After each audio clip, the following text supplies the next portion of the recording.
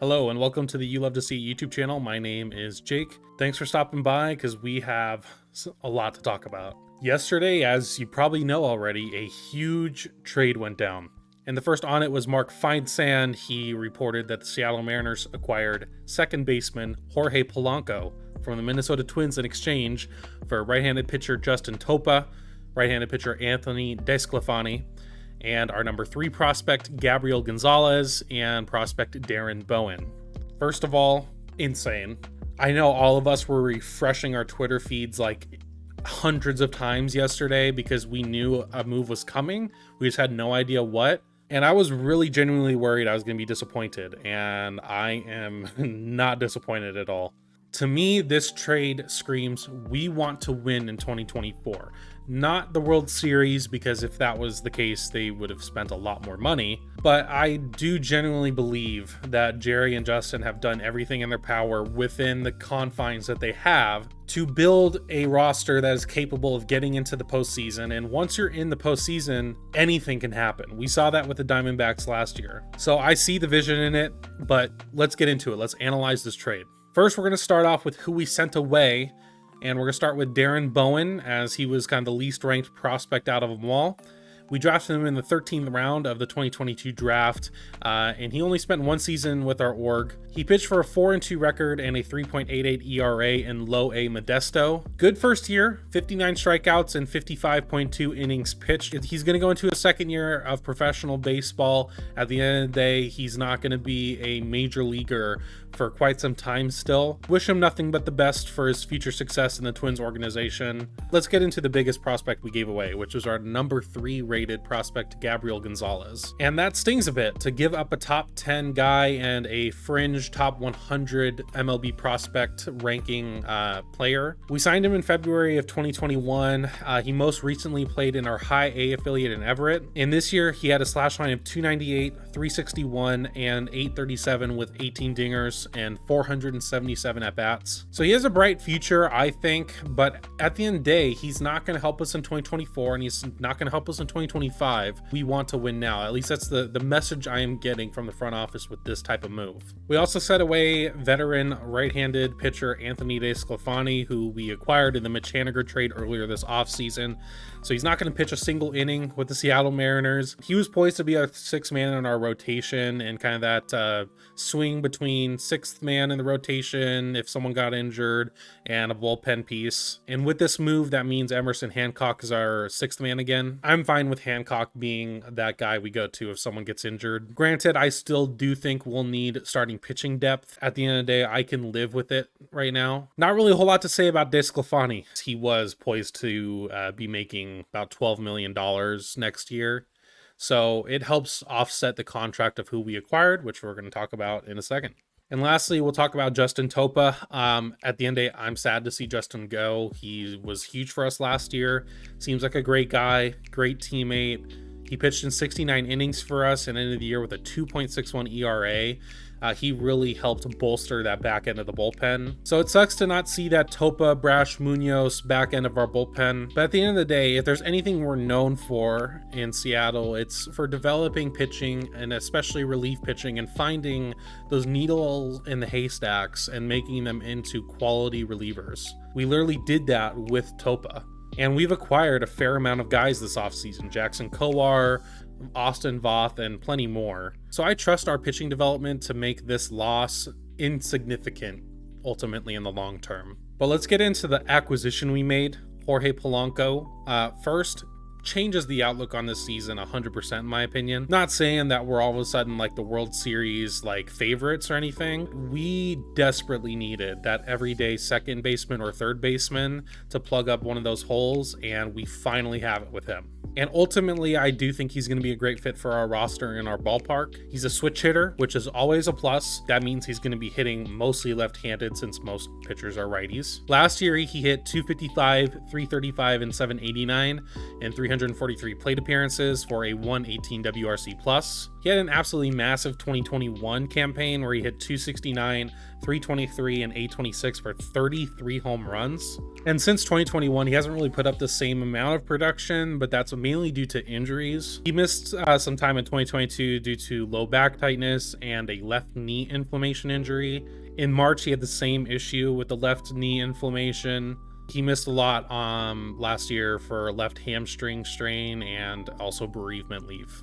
So realistically, when you look at the last 3 seasons, going by the amount of ABs he's had, pretty much if he plays a full season, we can probably expect him to hit around 20 to 30 home runs, which is amazing from the second base position. Last year specifically, he was above league average in expected slug, barrel percentage, sweet spot percentage, and walk percentage. He also sports a 39.2 fly ball rate as of last year, so he's good at lifting the ball. And I know we can't solely rely on Savant Park factors, but if we take a look, he would have about 14 more home runs in his career if he played at T-Mobile. Now, he does have some holes in his game. Every player does. There is no perfect player that you can potentially get at this point. The main part is his K percentage, which was way below league average. He was 27th percentile at a 25.7 strikeout rate. He's also below average in average exit velocity last year, which could be a problem with his lefty swing and especially the fly ball rate.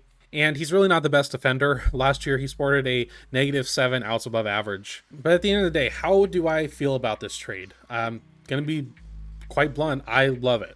We filled our biggest need by trading away a bullpen arm, which at the end of the day doesn't really affect our roster that much. A swing starter that didn't even play a game for us, and 2 minor leaguers. And the rumors were that we may still be potentially sending away Miller or Wu. And now our starting pitching rotation is intact and strong. And I said it last night that I cannot put into words how important not dealing Miller or Wu away is. And especially when we're able to plug a big hole that we had in the infield and not send those guys away. I think that's going to be so important for our success this year. That our starting pitching rotation is easily our biggest weapon on our roster. So making that any less dangerous than it already was would have been a bummer, to be honest. Because that starting pitching rotation is still going to have to make up for some potential offensive shortfalls. I've talked about it before that this season, injuries are going to make or break us. We have a lot of guys who, when they play, could be very productive for us. And so there's that high reward side, but there's the high risk because a lot of them are still injury prone. The second big part on why this trade makes a lot of sense and helps is it's moving Luis Urias and Josh Rojas over to third base for their platoon. I didn't like the idea of them being separate and everyday players. They both have the splits to suggest that a platoon between each other would work pretty well. And they're both naturally third basemen for the most part. So I think that was the best case scenario. And lastly, from what we've reported, we did send cash to the Twins as well. But from what I've heard, it's either close to cash neutral or potentially like we're losing a few mil maybe. And if I'm going off of Darren Gosler's, who you should go follow him on Twitter on his spreadsheet, he did say that our payroll now stands almost to $124 million. And if we were to assume that our payroll is going to be the same as last year, or, you know, I'm not saying more, but just equal, then we still have potentially about 15 to 20 million left to spend to still fill out our roster even more. So that begs the question is, where do we need to spend next? I do think it's debatable on what is the highest priority at this point, but we still do need some, I would say, solid, dependable relief pitching. We do need some starting pitching depth as well, because I don't like that our only other option is Hancock, or it was Jerry today said on 710, Brock and Salk, that they are looking at potentially Trent Thornton being kind of a spot starter, as well as Austin Voth, which is like fine, but I would feel a lot better if we got a more proven starting pitcher to kind of put into that rotation, either at the back end or as that spot starter that could also help in long relief maybe as well.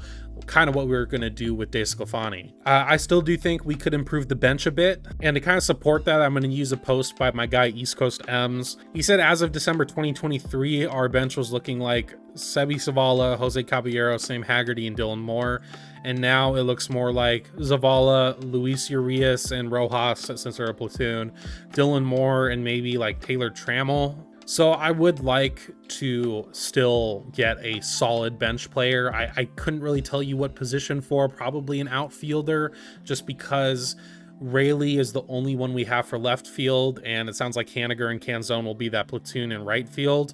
So maybe another guy there would be helpful. So to kind of sum it up, needs are probably still at relief pitching, starting pitching depth, and a solid bench player. And like I said, it's arguable on what is the highest priority now, because before this trade, it was 100% a everyday second baseman or third baseman, and now we have that. And even with those potential holes that we still need to plug up, I'm feeling a whole lot better about this roster. I would venture to say that judging off the roster we had at the end of 2023, this roster going into 2024 is better. The floor is higher, which is the main thing. I know that injuries are really going to make or break this season, but when everyone is healthy, I think this is a more talented roster, and the floor is higher, and I think the ceiling's even higher too. And as Darren Gossler also tweeted, that if you look at the WAR projections for our roster at this point, puts us at about 89-ish wins. Even if we fluctuate a little bit down or a little bit up, that puts us in that wild card contention that I think we need to have, because I still think this is Texas's division to lose. However, there are parts of Texas's roster that I think we can look at and say, you know what, it could be a toss-up. But ultimately, that's going to do it for me. I really like this trade. I would love to know what you think in the comments down below. If you like this video, please subscribe to the channel. It's free and it helps it a lot. And I'm going to be the classic YouTuber. 72% of you are not subscribed to the channel and watch my content. What is that about? Come on, guys. Yeah, I hope you enjoyed this video. I have a couple more pieces of content that are going to be coming out this week that I'm very excited for. But other than that, I will see you guys later. And as always, go M's, baby.